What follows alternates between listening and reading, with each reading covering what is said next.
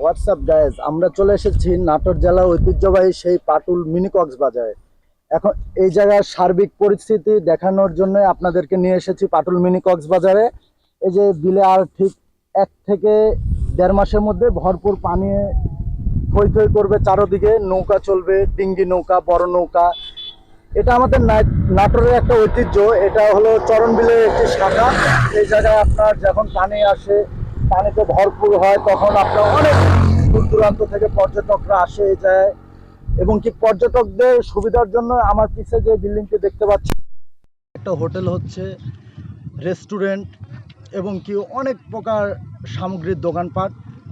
আর আমরা যারা পাটুলে আসবো, তারা নাটোরের বাইরে থেকে যারা আসবো, তারা নাটোর মাদ্রাসা মোড় থেকে যে কোনো অটো বা রিক্সাওয়ালাকে যদি বলি আমরা পাটুল মিনি কক্সবাজারে আসবো, তারা আপনাকে নিয়ে চলে আসবে।